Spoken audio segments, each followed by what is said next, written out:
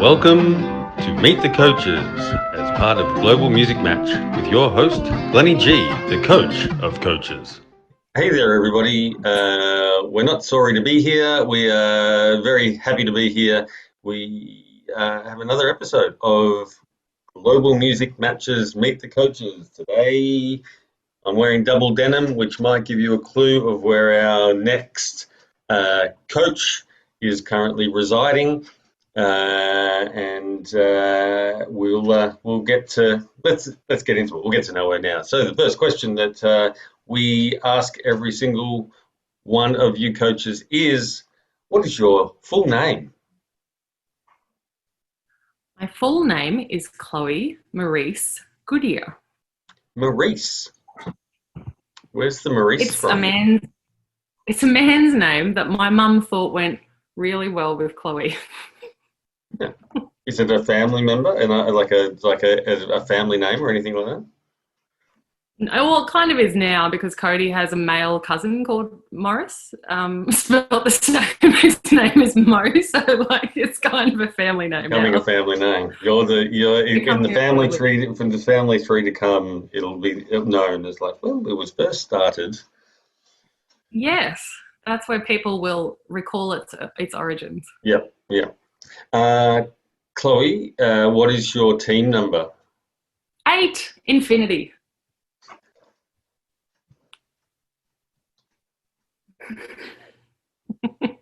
That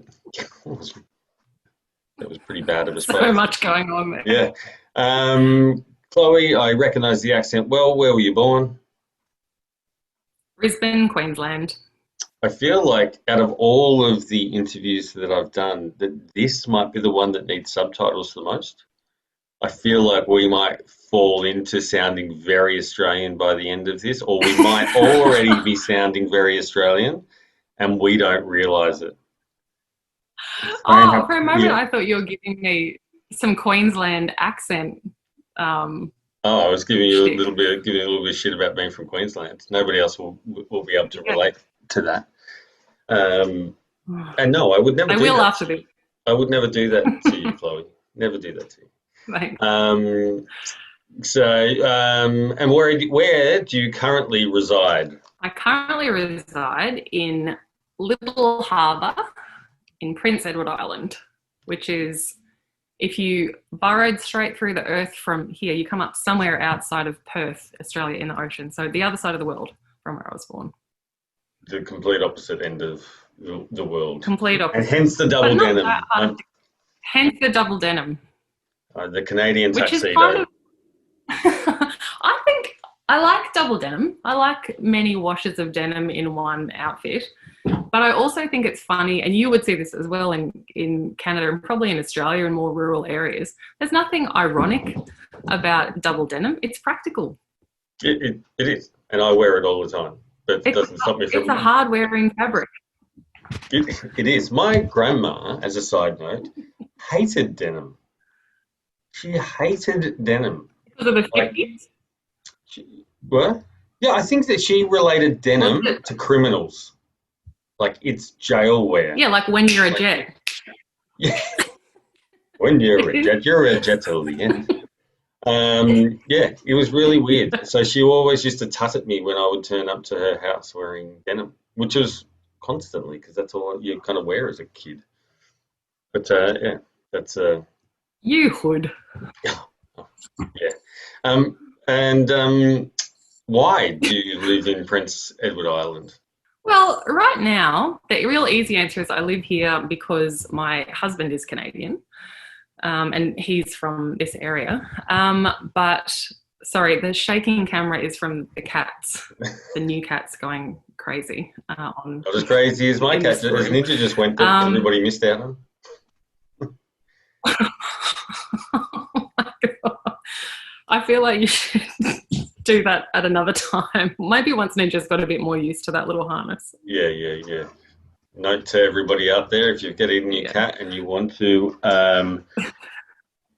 potentially take it for a walk and you put a harness on it, it freaks them out.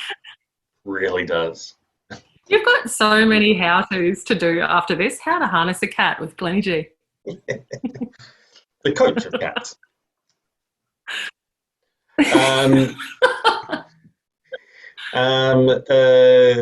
So you're living in Prince Edward Island because your husband is there, and it's because of Cody now, because we've been in Australia since the pandemic kicked in, and for a bit before then because he was touring, he's in a band, and but I'd been to PEI before I met Cody, and I absolutely loved it. It's got amazing music. It's a beautiful place.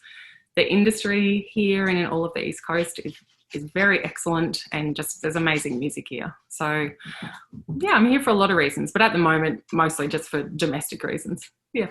Fair enough. And what is your occupation, Chloe? I'm the head of programming for the Woodford Folk Festival. And do you want to give us a little bit of an insight into the Woodford Folk Festival? Yeah, so That's usually a special place. Woodford, yes, it is a special place. Woodford happens but once a year, Christmas to New Year up in Queensland. It's a 6-day camping festival, and we have 32 stages and about 125,000 people come. It's a multi-genre festival, so circus and all different types of music, visual arts, kids program. And it takes place on a 500-acre property, which is actually one of the things that is standing us in good stead at the moment, because we are the stewards of the land up there. So there's actually an event happening at Woodfordia right now that's an adapted version of the kind of things we would usually do. It's called Bush Time. So that's happening for 2 weeks as a trial run. It might be something that we do again later in the year. So yeah, we do the festival, and we also do the planting, which is an environmental festival, and we run Festival of Small Halls in Australia, which is an adaptation of a model from Prince Edward Island. Do you want to just tell us a little bit about the planting as well? Because I think that's a very special kind of a event, just in the way that it's what it does. The planting. Yeah, so the planting was a far less formal event for a long time. Because the property was a dairy farm, and so it needed revegetation. And now we have areas of forest on the property that new campers have kind of accused us of making way in the forest for campgrounds, which is Bill's dream. He wants us to be, he wants that mistake being made, basically. We have never cleared an area like that for camping. So over 100,000 trees have been planted on Woodfordia, on the site, because of the planting. So people buy trees at Woodford, and then they come back later and sorry, this cat explosion. They come back in May for a long weekend, and they plant the trees and go to talks and see music and just hang out and camp. And it's really beautiful. That's about 5,000 people. But yeah, the environmental part of that is big for us. And Bill, who's our executive director and CEO, he's always been very proud of the fact that we actually have a scientist on staff at Woodford who is a mycologist. She's very interested in the fungi on site and how fungi is going to save the world, essentially. Wow. There you go. Yeah, so the office is an interesting place. Yeah. It's yeah, no doubt. It's always been one of those things that I feel like if I was ever in the country during the time of the planting, which I never usually am, that I would need to probably plant a good football-sized area of trees to offset my carbon footprint of flights. One day. Actually, it's cool, isn't it, how many festivals. One day you'll be there, but the thing is, the way things are at the moment, you won't have anything to offset. No, I'm doing it. Hang out COVID, I'm doing my COVID offset period. Now this is going to be a very obvious answer. Festivals are doing tree planting. What was that? Oh, a lot of festivals are doing tree planting, even if it's not around their own festival time. I've noticed people doing like planting weekends or days, a month or so in advance of their own events. Cool. Yeah. Cats or dogs, Chloe? Cats, even though I'm actually allergic, but I really like cats. You're allergic to cats, and you've got two that are running around your feet right now. Yeah, I am allergic to them, but I know from my history that I kind of adapt to the ones that live in my house as long as they're not long-haired ones. Yes, I've heard that Whereas before. I Yep. really love, yes, whereas I really love dogs, but I know that they need a lot more energy from me for walking. The other thing that happens is, when you pat a dog, no matter how clean they are, there's always this kind of waxy feeling that's left on your hand after. And you spend the rest of the afternoon being like, when can I wash my hair? Yeah. And then the cats clean themselves, so it's fine. But another tip that I learned from my friend to help with that waxy thing is to feed your dogs or put coconut oil into their food, into dog's food. So if you've got like hard kibble or something like that, you melt down like a spoonful of coconut oil, and it gives them a nice shine, and Yeah. it's without the kind of wax spread. Glenn, I have to say that I I really think that as a coach, we are just touching the surface of what you can teach us. All the stupid little things that I kind of know or maybe making up. In What this about world, it doesn't bits of matter. knowledge? It's a blurred line between truth and just making shit up. It does not matter anymore, really, does it? If people Right, can run right. countries There's in this never been a better way, time. never been a better time. Never been a better time to lie. It's But I would only to lie about forcefully have an opinion. exactly. But I would never lie to you intentionally. Um, what is your favorite word? We were just talking about this before. I don't know what my favorite word is, and I really love language. It could be light, like the word light. Because I was just thinking, I love reading Mary Oliver's poetry. Have you ever read any of her stuff? No.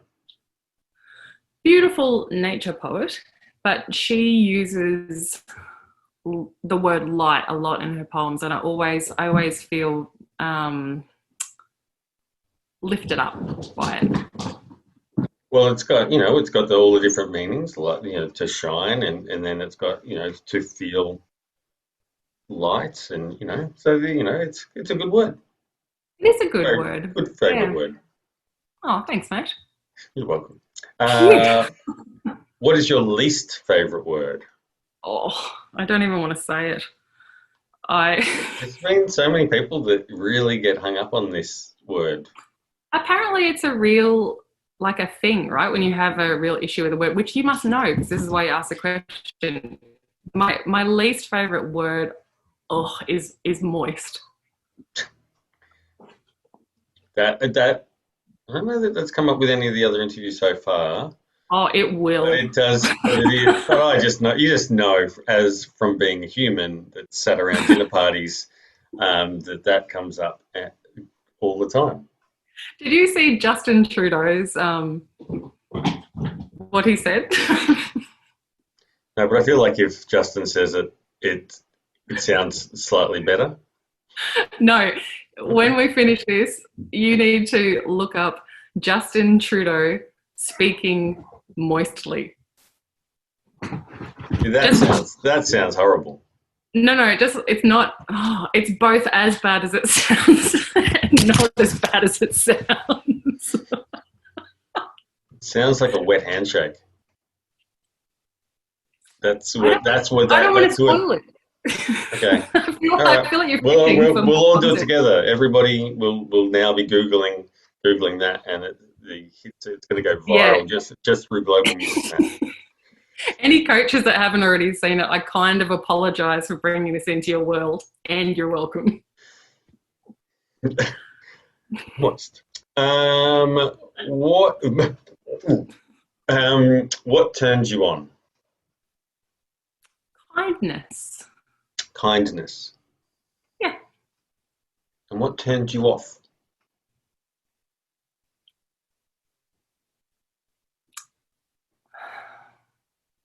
Someone trying to take someone else's dignity.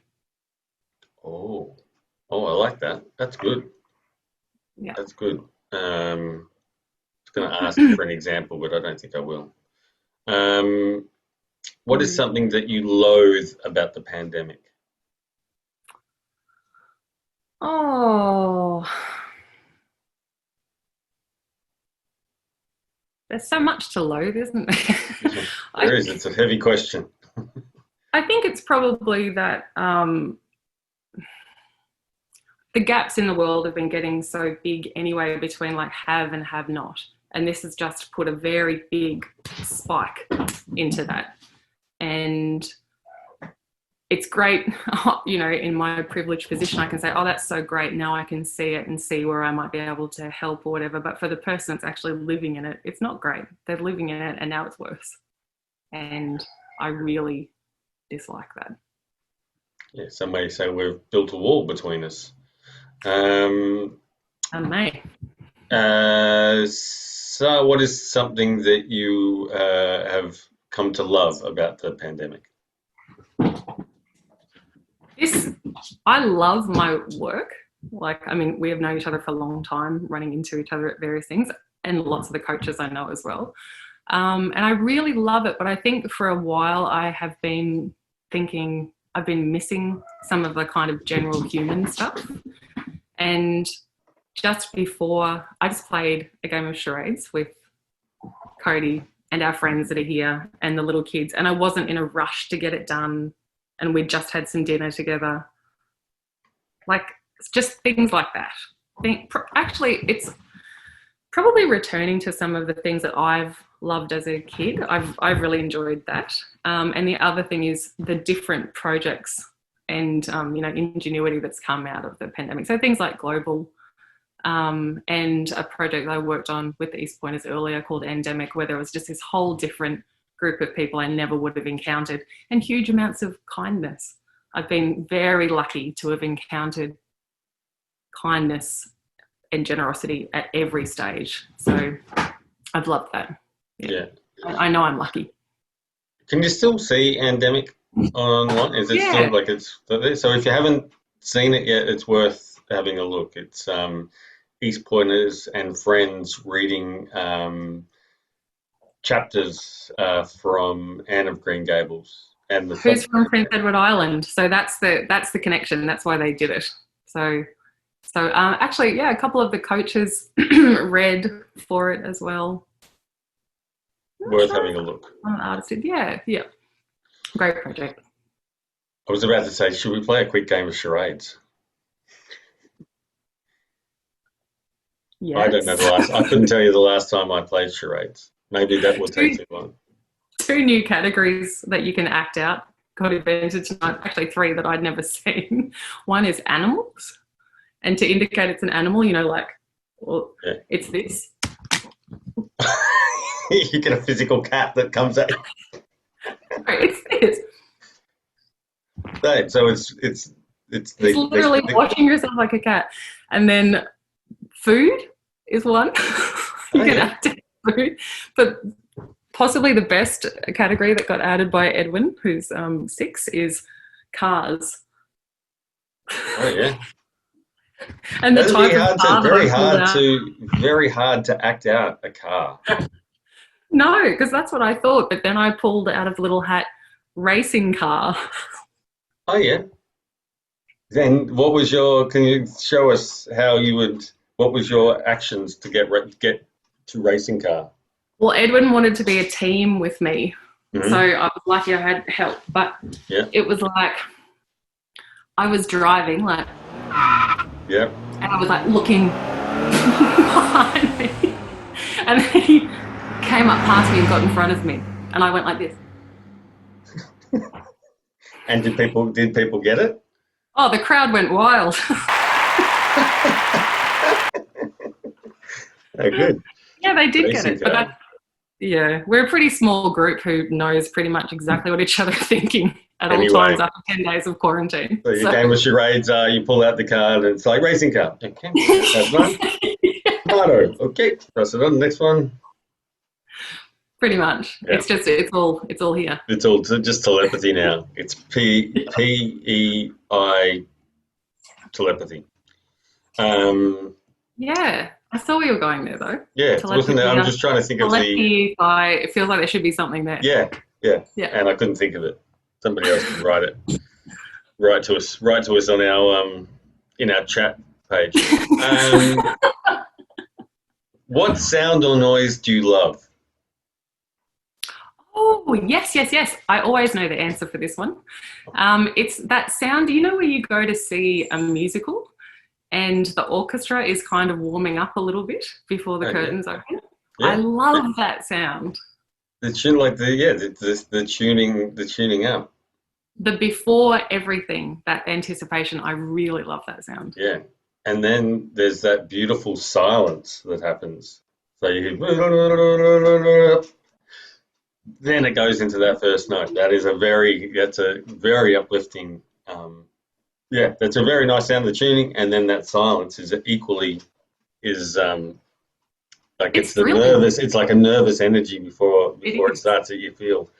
What is a sound or noise that you hate? Oh, this just occurred to me and I really hate it. The sound of somebody like clearing out their nose in a bathroom. In a bathroom? Like if someone's in the shower. Oh, yeah. I instantly went to like a bathroom in a venue for some reason then. I was like, why are people clearing out their noses in that? Remember when we used to get together and clear our noses out? No.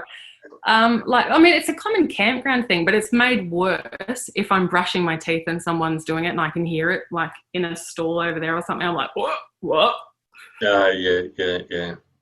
I do know that. And it's, if you, like, for people who play, like, sports and, like, mainly running or team sports and stuff like that, where you're doing the bushman's t-shirt. Bushman's hanky. Yeah, bushman's hanky, yeah. One down, two down. Well, I don't mind that. Something about that I quite like. So practical. It's more the like. It's the mixture. Is it a mixture? Because it's usually in the shower, the mixture of the sound of the water running, and it's also like,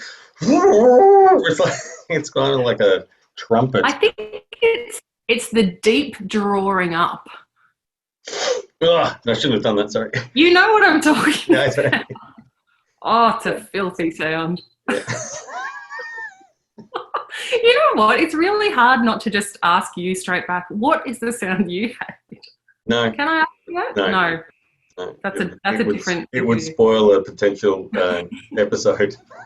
It would spoil I used to ask these questions at my old job when people left the company. So I have been asked it multiple times, and the answers have changed a lot. Although I've added a lot of questions here that didn't exist when I was asking them. What about new answers may come upon you too? Like I didn't know. How could I know I was going to hate the sound of someone clearing their nose in the shower so much? Yeah. There's certainly some, like, you know, the phrase "new normal" is pretty annoying. I don't like get in the bin, new normal. That's kind of that's one that grates on me. How do you feel about guesstimate? What's that? How do you feel about guesstimate? No, I mean guesstimate is, and not that I would use. Not if I was ever asked these questions. Not that I would necessarily say it, but I do love the word haberdashery. Oh yes. Just it's the way that it rolls off the tongue, and it just has a memory of going to the city and going to Myers, which is a department store in Melbourne, and it was the big Myers store that had multi levels, and it was when somebody would have to crank I'm old enough that somebody had to stand and take the lift up for you. So they would do the thing, and they would announce what was on each of the levels. And I just always loved when they said had no idea as a 5 or 6 year old what haberdashery was, but boy, I liked it when the gentleman, it was always the same man who would. That is really a splendid memory. It also sounds like you've superimposed yourself into "Are you being served?" Well, that was on at around the same time. Yeah. Anyway. Do you I think digress. that word's been used in any... Yeah, sorry, I know this is short answers. No, I mean this series could be Glenn digresses. To be honest, I tend to do it. Digressica. Digress with G. What profession other than your own would you like to attempt? Hmm.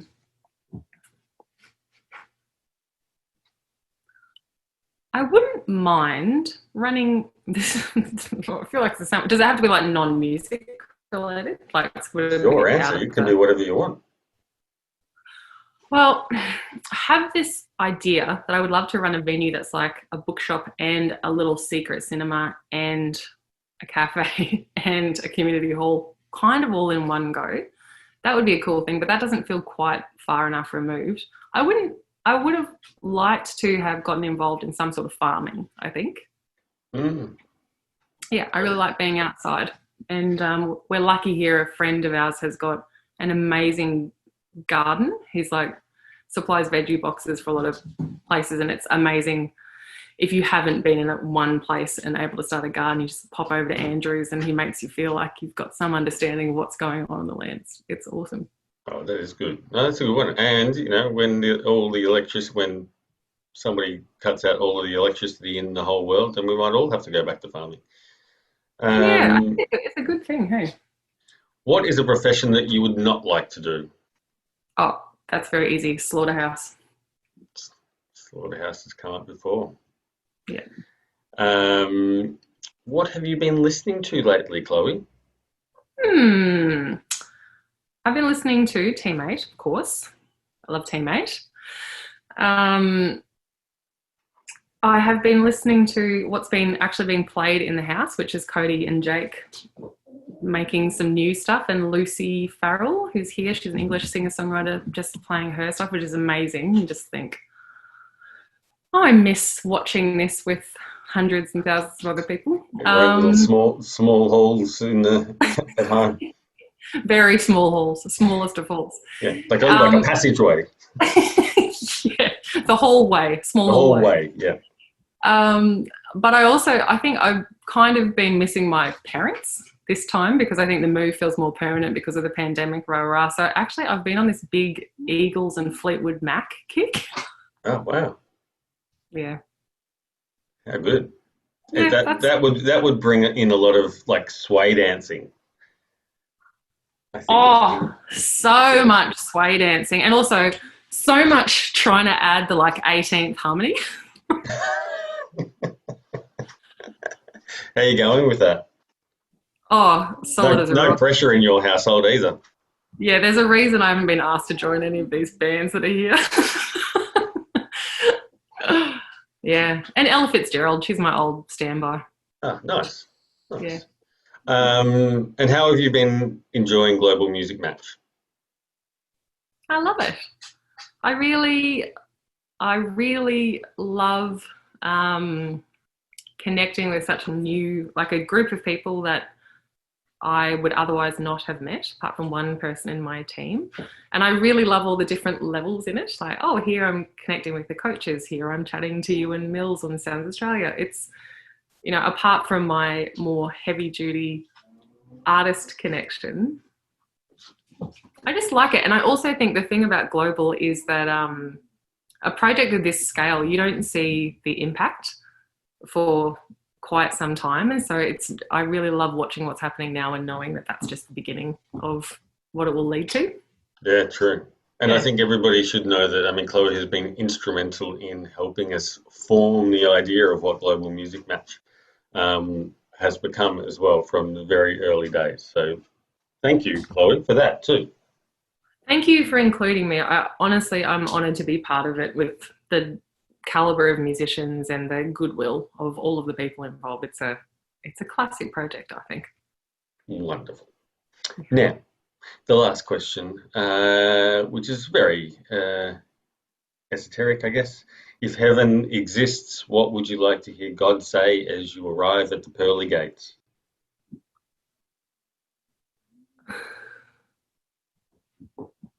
Jesus.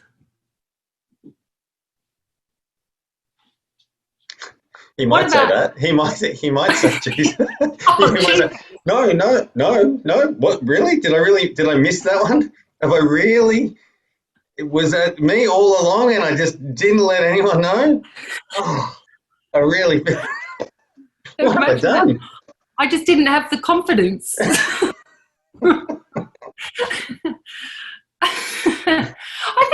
For some reason, I get this image of old God being like,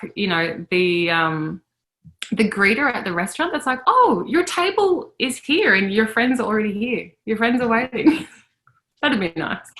Yeah, simple. Let's simplify God a little bit more, and as to a maitre d'.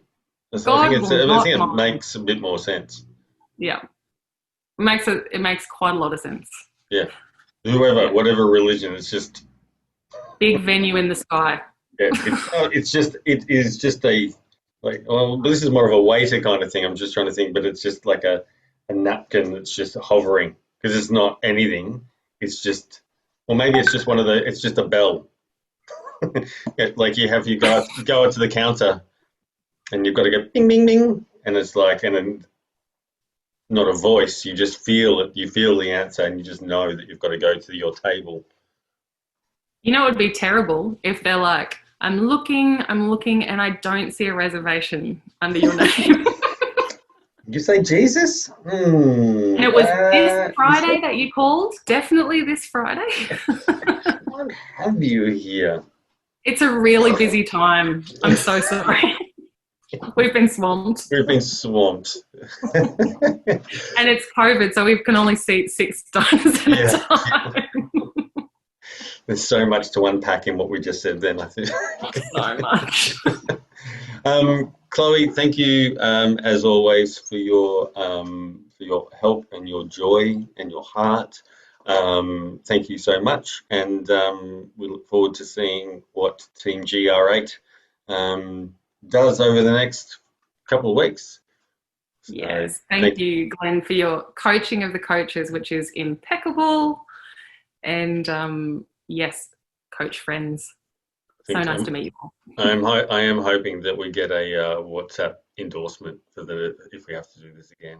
I don't know what that would look like. Oh, 100%. Go team 8.